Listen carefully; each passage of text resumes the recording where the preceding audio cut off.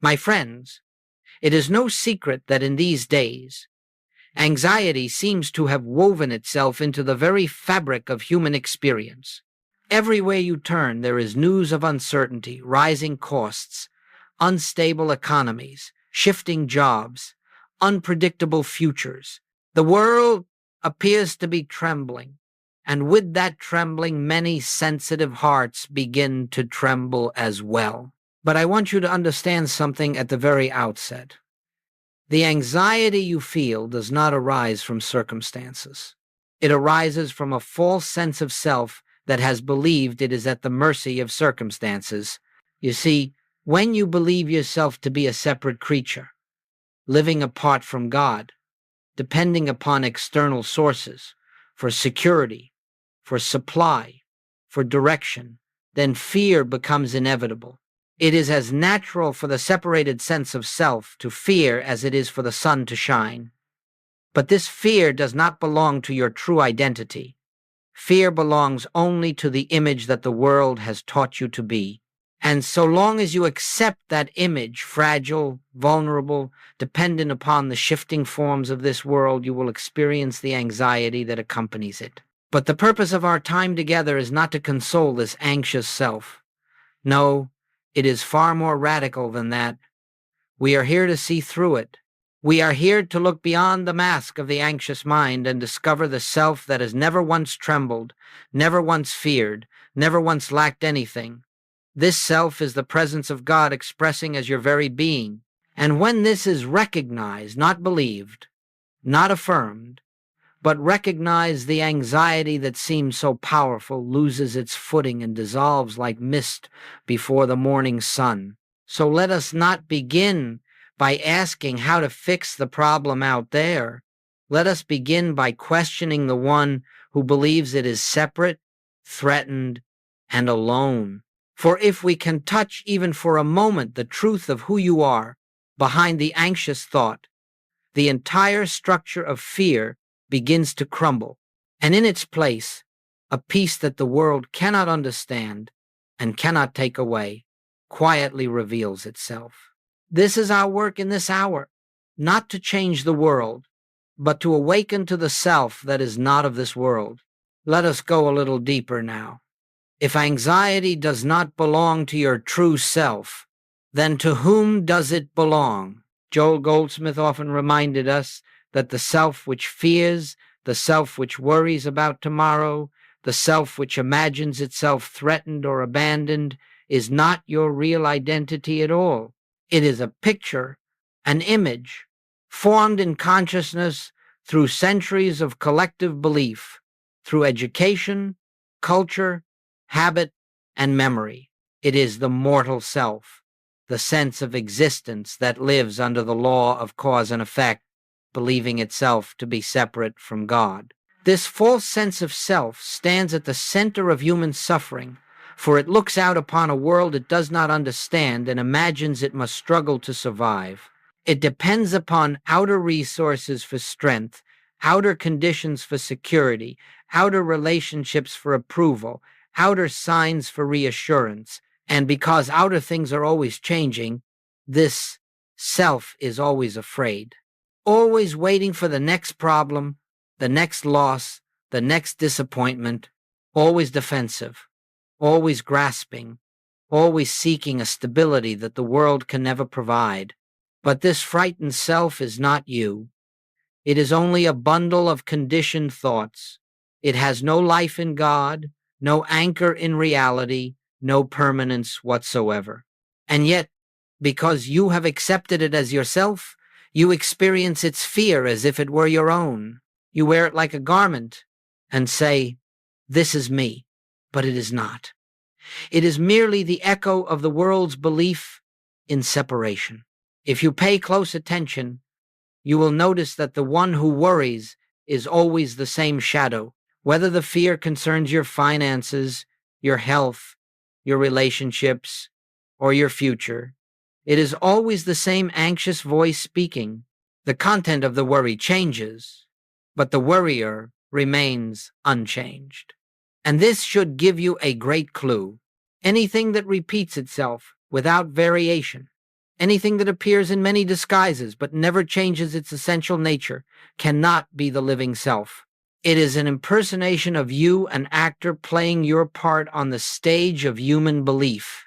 Now, I want you to realize something very quietly. The false self does not need healing. It does not need blessing.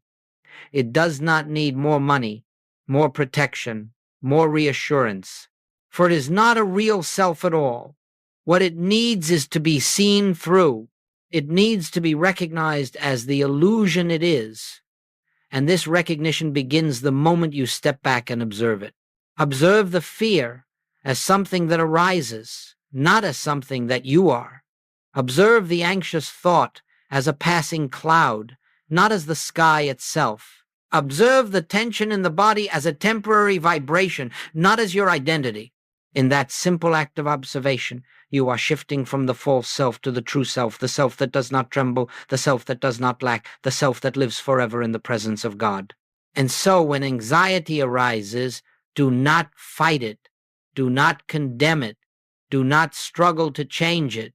Simply recognize that the one who fears is not the one who lives as you. This recognition is the beginning of freedom. It is the quiet dawn before the sun of truth rises in your consciousness. As we continue, let us turn our attention to the great pronouncement that stands at the center of all spiritual realization. The kingdom of God is within you. These were not poetic words, not mystical riddles, not promises of a distant future. They were the simple statement of a present reality, a reality already established, already functioning, already complete. And it was this inner kingdom, this divine consciousness, that Joel Goldsmith dedicated his life to revealing. The anxious self, the fearful self, the seeking self always looks outward. It looks to salaries, to savings, to doctors, to relationships, to opinions, to circumstances, and believes that in these external forms it will find stability.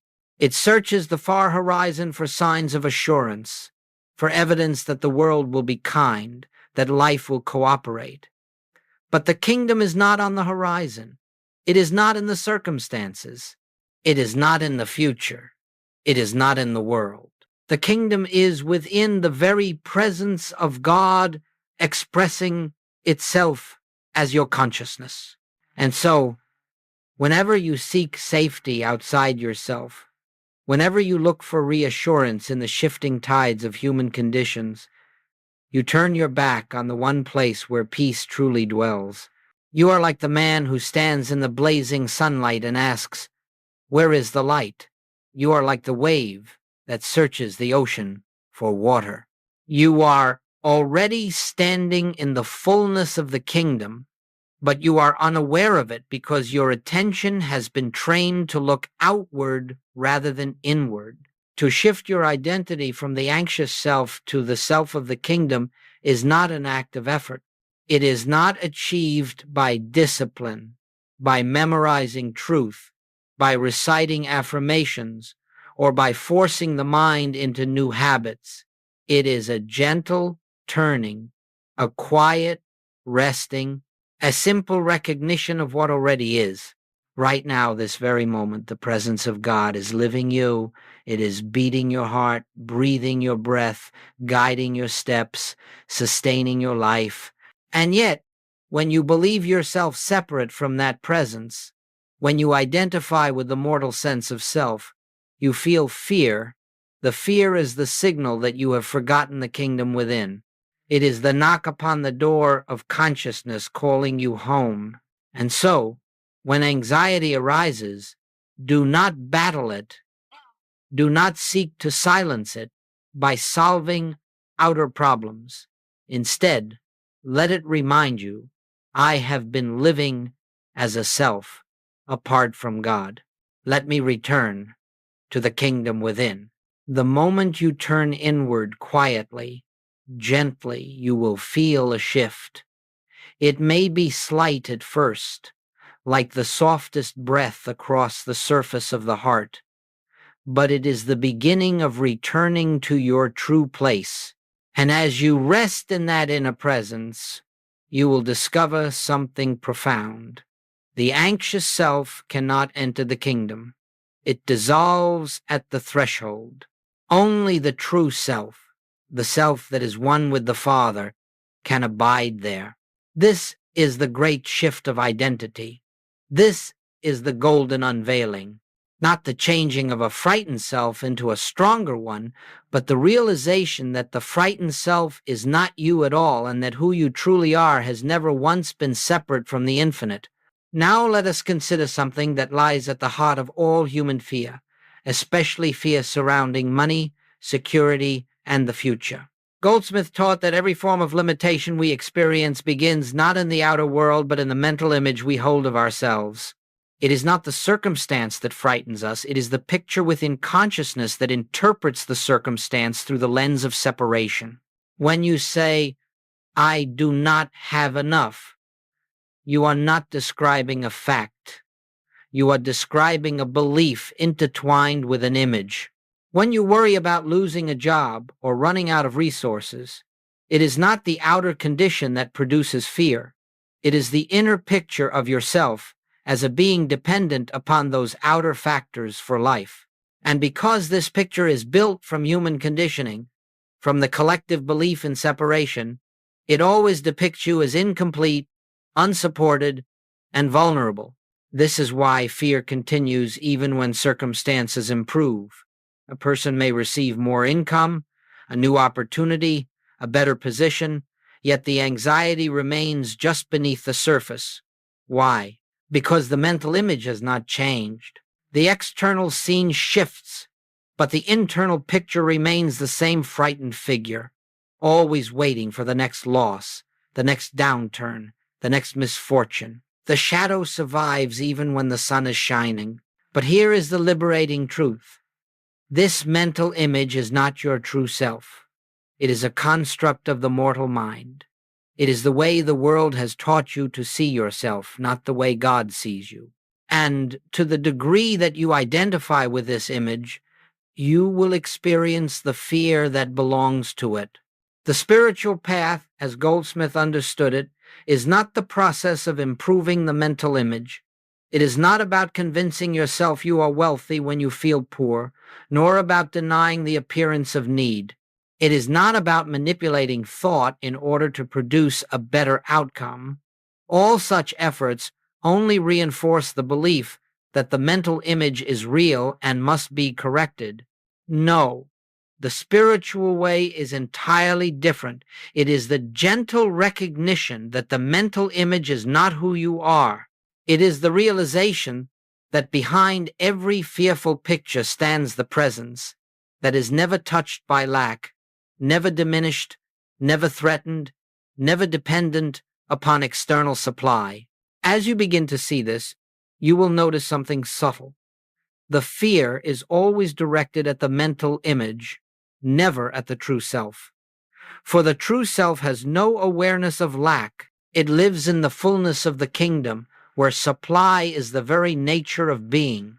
And when you shift your attention away from the image and toward the one who is aware of it, the fear begins to dissolve, not because you have solved anything, but because you are no longer identifying with the one who fears. Try to observe this now. When a fear arises in your mind, perhaps about money, perhaps about the future, pause. Notice the picture. Notice how the mind projects a small, vulnerable figure standing alone in a world it cannot control. And then ask yourself, who is seeing this picture? Who is the witness? Who is the one behind the thought? In that moment of inquiry, you step out of the image and into the self that watches.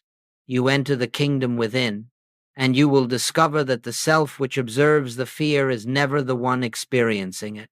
It is untouched, undisturbed, whole. This is the beginning of freedom from lack, not changing the image, but withdrawing reality from it, not fighting the fear, but recognizing that the one who fears is not the one you are. Let us now come to a point that stands at the very center of Joel Goldsmith's message, the practice he called recognition. If you truly grasp this, you will understand why fear dissolves effortlessly and why supply flows without struggle. Every spiritual tradition has its methods, affirmations, rituals, disciplines, techniques, and there is a place for these in the early stages of awakening. But Goldsmith saw that the highest spiritual life is not achieved through effort. It is revealed through recognition. Recognition is the quiet awareness of what is already true. It does not add anything, it uncovers. It does not strive, it sees. It does not attempt to change conditions, it beholds the reality behind them. And in that simple beholding, transformation occurs naturally, without human force. When you practice recognition, you are not trying to convince yourself of something. You are not attempting to rearrange the thought world or manipulate inner pictures. You are simply acknowledging that beneath the noise of the mind, beneath the surface of fear, beneath the shifting circumstances, the presence of God is already here, already functioning as your very consciousness. This is why Goldsmith taught that recognition is not a technique, it is a state of awareness. It is the acknowledgement that I and the Father are one, not as a theological statement, but as the living truth of your being. And once you begin to feel this, even faintly, fear loses its authority.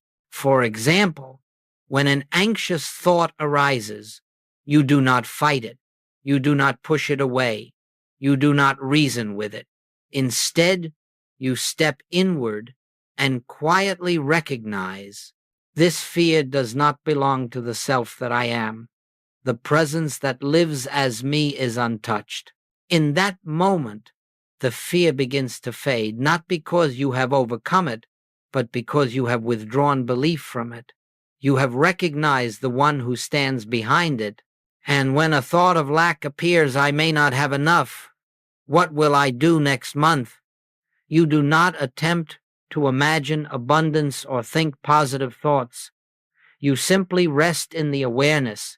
Infinite supply is my nature because I live in God and God lives as me. You are not calling supply to you. You are recognizing that supply is the activity of your own being.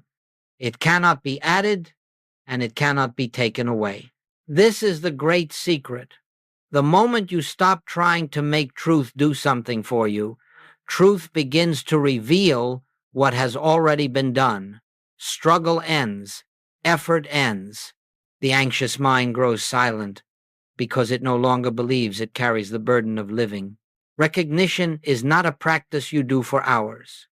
It is a moment-by-moment returning, a gentle turning inward whenever fear tries to claim you, a soft remembrance that your life is the life of God expressing as individual being. You will find that as this recognition deepens, you begin to live with a new kind of peace, a peace not dependent upon circumstances, a peace untouched by lack or change. It is not something you manufacture. It is simply the natural state of the one who knows its true identity. Recognition transforms because it reveals, and what it reveals is the presence that has been with you from the beginning, asking only to be acknowledged. Let us move now into one of the most liberating discoveries you will ever make on the spiritual path. It is the understanding that all outer forms of supply are merely channels, while the true source of supply is the infinite invisible, the presence of God within your own consciousness. Until this distinction becomes clear, you will continue to fear because you will continue to look to the channel as if it were the source. Most of the world lives in bondage to channels. A paycheck appears and one feels secure. The paycheck disappears and one feels threatened. A business opportunity opens and hope rises. The opportunity closes and fear returns. Money comes in through one avenue, and confidence grows. That avenue dries up, and anxiety takes its place. But through all of this, the source has not changed. The infinite has not diminished. Only the outer channel shifted, and because the mind mistakenly worshipped the channel, it experienced the shifting as loss. But when you understand, as Goldsmith did, that the source of your supply is the very presence that lives you, a profound freedom begins to dawn. You realize that spirit is forever expressing itself as form, and that forms may come and go, but the activity of the infinite remains uninterrupted. A job may disappear, but not your supply. A client may cancel, but not your source of income. A market may collapse, but not the abundance of the kingdom. Channels will change as freely as waves upon the ocean, but the ocean never changes. This is why Goldsmith often used the analogy of sun and rays. The ray does not depend upon the window through which it shines. If one window closes, the sun simply finds another opening. The ray is never cut off from the sun, because its life is the sun, and so it is with you. If you identify with channels, you will fear. If you identify with the source, you will rest. Living from inner supply means recognizing that everything you need already exists within your consciousness as the presence of God. Your task is not to attract it, not to manifest it, not to visualize it. Your task is to acknowledge the truth that your being is rooted in the infinite, and therefore no outer form can add to you or take from you. When this truth begins to live in you, you stop chasing opportunities. You stop worrying about outcomes. You stop tying your well-being to the ups and downs of the world. Instead, you live in a quiet assurance that whatever is necessary for the fulfillment of your purpose will appear at the right time, through the right channels, without strain or fear, and you will discover something remarkable. When you are no longer hypnotized by the outer channels, new channels begin to open, channels you could not have predicted, planned, or forced. Supply flows not because you manipulate conditions, but because you are aligned with the source that never ceases to express itself. This is the beginning of a new way of living. It is not human living uplifted. It is spiritual living revealed. It is the life of inner abundance expressing through outer forms, effortlessly, gracefully, in perfect order. And once you taste this freedom, you will understand why Jesus said, "Take no thought for your life. Your Father knows." Your Father, the infinite within you, knows, and this knowing is the source of all that appears as your daily supply. Now that we have begun to discern the difference between the outer channels and the inner source, let us turn to something that many have misunderstood: the nature of miracles. Most people hear the word miracle and imagine a sudden change in outer conditions, an unexpected payment, a healing, a breakthrough, a shift in circumstances so dramatic it appears supernatural. But in the consciousness of Joel Goldsmith, a miracle is never something that comes to you from outside. It is something that reveals itself from within. A miracle occurs when the illusion of separation dissolves. That is all.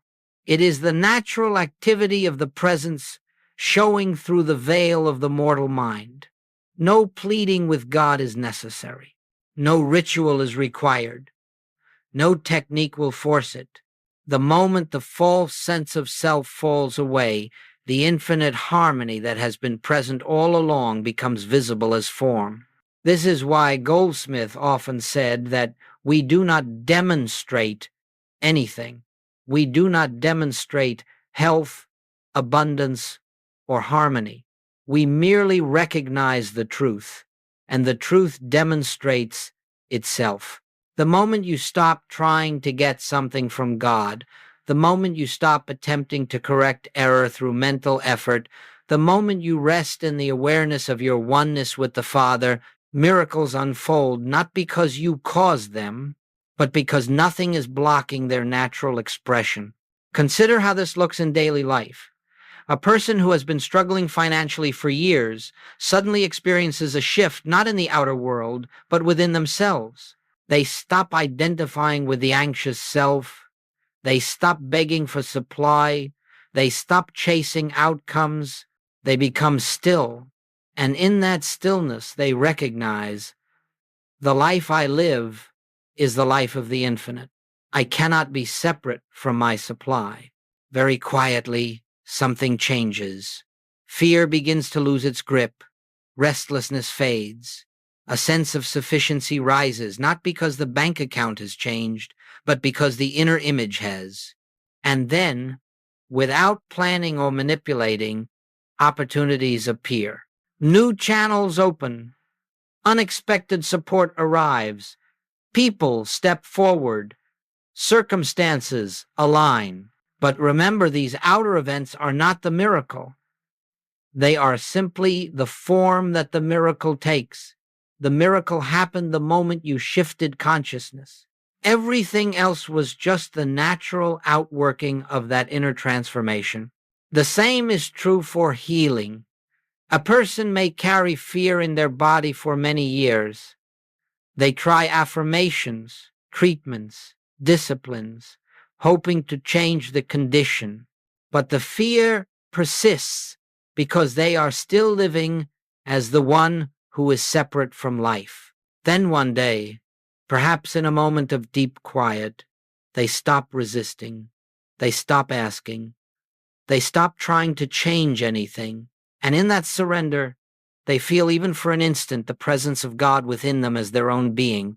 Nothing dramatic happens on the surface, yet something profound has occurred. A shift, a release, a recognition. And in the days or weeks that follow, the body begins to respond. The condition fades. Strength returns. Harmony reappears. But again, the healing is not the miracle. The recognition is the miracle. The healing is simply the visibility of the truth that was always present.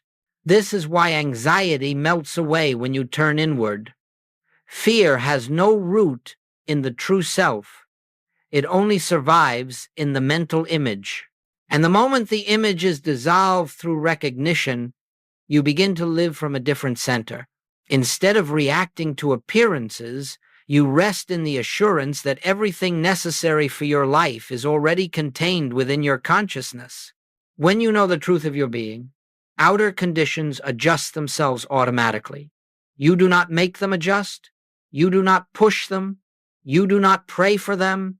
You simply live in the awareness that the infinite invisible is your supply, your life, your intelligence, your guidance. And in that awareness, miracles are not events. They are the natural rhythm of your existence. This is why Goldsmith taught that the spiritual path is not a path of getting, but of seeing. Seeing who you truly are. Seeing the presence at the center of your being. Seeing that nothing can be added to or taken away from the infinite.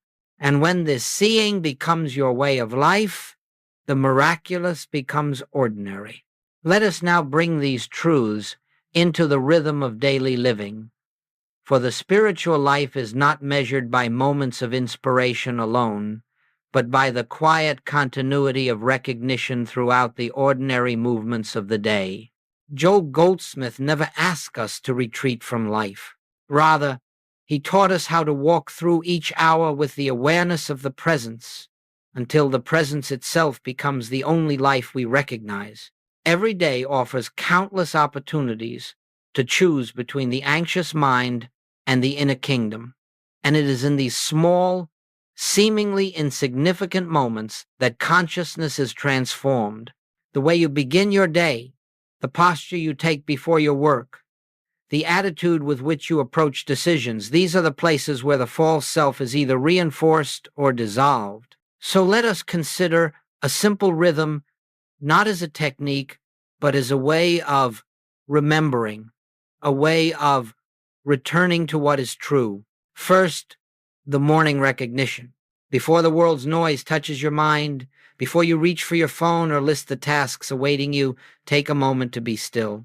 Not to pray for anything, not to ask for guidance, not to prepare for the day's challenges, but simply to acknowledge, I live in the presence of God, and the presence of God lives as me. This single recognition, held quietly even for a breath, establishes your day upon a foundation no circumstance can shake. You are not a mortal waking up to face a difficult world. You are the infinite expressing through an individual form. Second, the midday pause. At some point, perhaps while waiting in line, walking to your next task, or sitting in a moment of silence, stop for 10 seconds. 10 seconds is enough. In those 10 seconds, withdraw your attention from the passing scene and turn inward, not to fix anything, not to solve anything, but to remember. The presence goes before me. The presence works through me.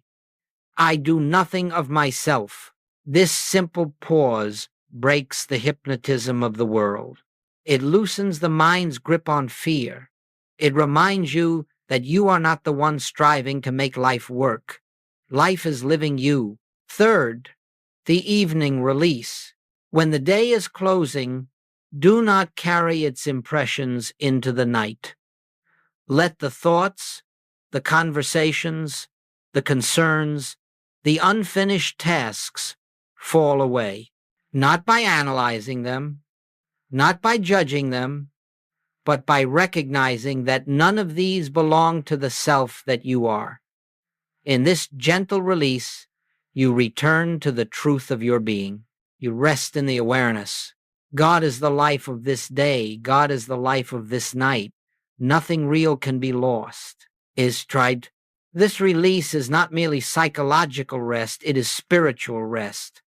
It allows the subconscious fears and tensions accumulated during the day to dissolve in the presence.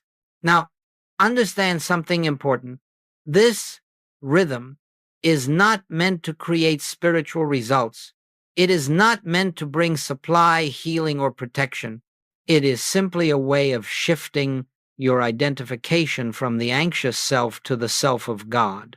And when that shift occurs, supply follows, healing follows, guidance follows, not because you sought them, but because you stopped resisting their natural flow. There is one more aspect of this rhythm, perhaps the most significant of all. Whenever fear arises, whenever a startling thought enters your mind, whenever the familiar tightening of anxiety begins to take hold, do not attempt to calm yourself by reasoning or positive thinking. Instead, step back and recognize. This fear belongs to a self I am no longer identifying with. Then turn inward quietly, gently, and remember the presence. Do not try to change the fear. Do not resist it. Let it be. And rest in what is true. This is the presence before panic way of living. It is the conscious decision to return to God before you return to fear. And each time you choose the presence, the false self loses a little of its authority. Over time, you will find that fear approaches you less often, and when it does arise, it passes through you as lightly as a shadow across a wall. This is not discipline. This is devotion, the devotion to truth as your only reality. And now, as we come toward the close of our time together, let us gather all that has been revealed into one simple, living recognition. Everything we have explored, anxiety, supply, miracles, inner rhythm, comes down to this: your true self has never been separate from God. All fear arises from forgetting this.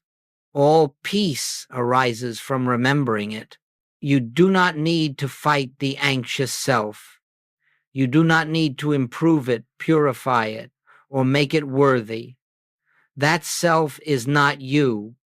It is only the shadow cast by the belief in separation. The moment you turn from it, not through effort, but through recognition, you discover the one who has been present all along, the self that lives in the kingdom and expresses the kingdom. The presence within you is not something you must seek. It does not appear because you practice long or pray intensely. It is here because it is your very being. You cannot escape it any more than a wave can escape the ocean. Your task is simply to acknowledge it quietly, sincerely, without strain. In this awareness, you begin to understand that there was never anything to fear. There was never anything to lack. There was never anything to chase. The anxious mind was living its own dream of isolation, and you mistook yourself for the dream figure. But now you are awakening. Now you are remembering. Let this remembrance deepen until it becomes the foundation of your life. I live, yet not I. The presence lives as me. Rest in that. Let that be your prayer, your meditation, your peace. Let it guide you when circumstances appear uncertain. Let it steady you when the world trembles. Let it silence the inner storm without a word. For the kingdom of God is not a future event. It is not a reward. It is not a place to reach. It is the inner radiance of your own being, shining quietly beneath every thought, every breath, every moment of your life. And when you return to that kingdom, when you rest in that presence, you discover that the whole purpose of the spiritual path is simply to be what you already are. So let this truth go with you now, not as an idea, but as a living realization. Wherever you walk, the presence walks. Whatever you face, the presence faces. Whatever you need, the presence provides.